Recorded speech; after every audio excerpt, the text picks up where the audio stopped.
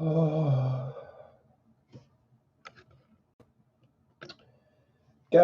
I went and saw a movie.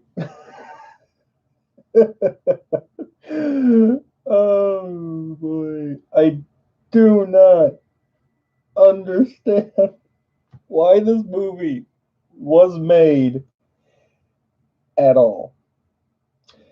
Welcome back to the channel, guys. I am the Texas Man. I hope you guys are having a much better day than me because I just went and saw Fantasy Island a couple days ago and I'm doing a review for you guys. As always, we're going to talk about positives and negatives and then give you guys my final review score at the very end. And because of some new YouTube policies, I'm going to try to drag this video out as long as I possibly can because, yeah, YouTube is amazing. And I'll be completely honest with you guys, this movie was horrible. Do not waste your time seeing this movie. It's not worth your time, your money, your energy. Go do something else with an hour and 45 minutes of your life. This movie is garbage. Honestly, for positives, there's not much to talk about that's uplifting about this film.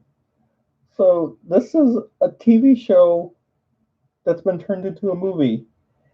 It's a PG-13 thriller horror comedy. At least that's what it's supposed to be. I'm so happy this movie came out in February because it's a good February film. Honestly, it should have come out in January because this movie is so beyond bad. And I'm so happy it's getting released at the beginning of this year because this movie is garbage. There's nothing about it that I can stress about saying, yes, go see it. It's worth your time and energy. It's just not. I was so happy that most of the people that were in this film either were stupid or died in the film because I wanted this film to die itself. Like 1,000 times, I wanted this movie to end. This idea of this Fantasy Island film, it's a cool concept, really cool idea, but it does nothing exciting, interesting, doesn't change the formula. If anything, it reverts what a fantasy, horror, thriller, comedy type of film should be about. And yes, there are some creepy and disturbing moments, but none of them are shocking and like, ooh, ah, and, oh, that's a funny joke. They're so cringy. The casting in this movie is also horrendous. There are some really well-known actors that are in this film, and not only what they're given is bad, but because they know that the script is bad and the movie is bad, they don't even try to save this film. The acting is beyond bad. Everyone's either smiling or they got a creepy face on or they're thinking that they're in an action film when in reality, nobody is. This film fails to scare you at all. None of the jump scares scare you. You can see all of the jump scares coming a mile away. It's like this, the music's building up to a jump scare, and all of a sudden the music just completely ends. And there's no music for so long. You're like, jump scare's coming in a second, and you can time it. You can time the jump scares. It's so beyond bad. And all jokes in this movie are cringy. They're gonna create memes. They're just bad. There was no applause at the end of this film, and the audience that I went and saw this with, nobody was commenting on the film. It's one of those movies that you went and saw, and you see, and when the film rolls the credits, you're like, I'm so happy that's over with because you're like, there's nothing about it that you can say beyond it's a film that exists, but I don't understand why. And when I went and saw this film, the theater that I saw it at, it was packed. There was like at least 50 other people that I was seeing it with, audience wise. Nobody was applauding. No one was saying anything about the movie. Everyone was like turning on their phones, and we all just walked out of the theater. bad. That's just bad for a movie. When you're not even able to say anything about it, whether it be positive or negative, and you just walk out, you're like, yep, bye. And the people that were in the theater with me, they were older people, they were people my age, and young people. This movie's PG-13, and it definitely earned its PG-13 rating. And there were some people that were like 15, 16, even some kids, which I don't understand how they got in, but they did. There were some kids like 8 to 10 years old that were sitting behind me. And although they probably thought it was entertaining and disturbing, it's just like, they're like, Mom, the movie's over, let's go.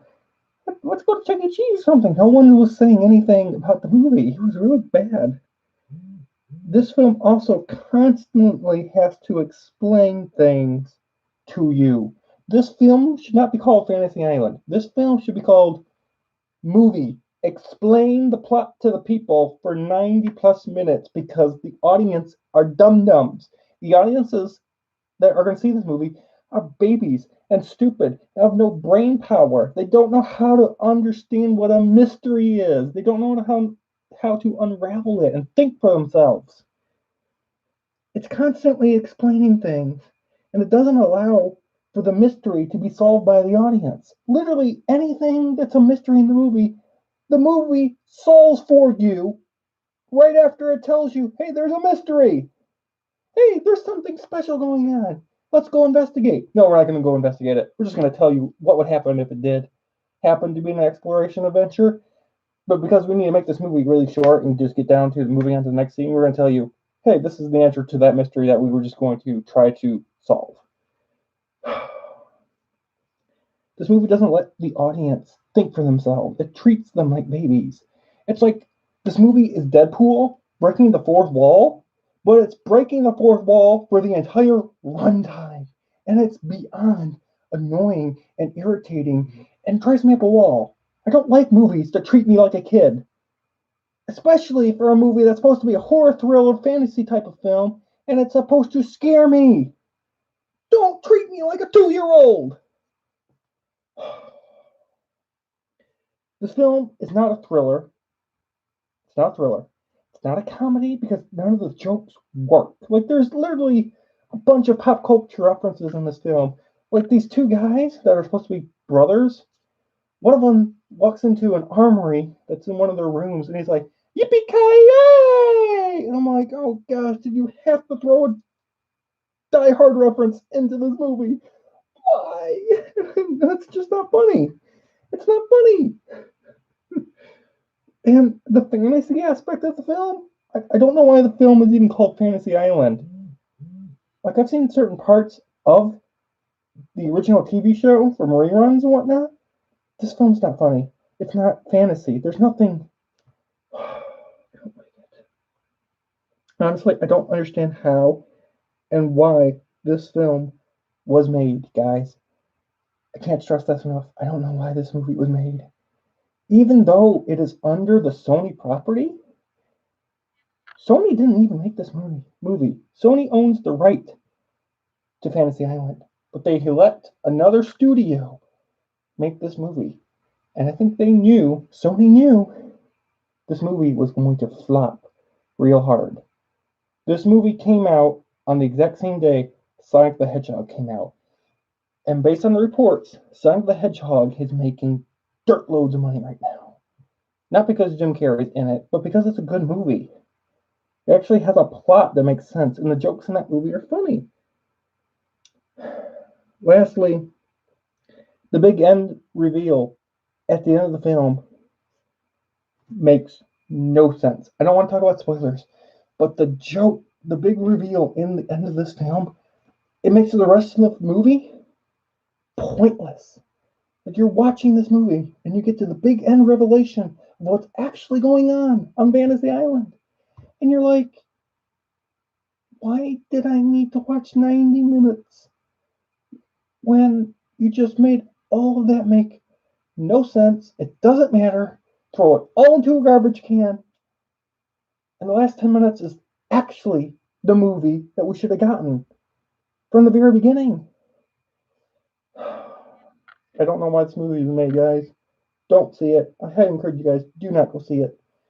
With that, guys, I'm giving Fantasy Island a 3 out of 10. You guys all have an amazing day. I'll see you guys in the next video. Bye, guys.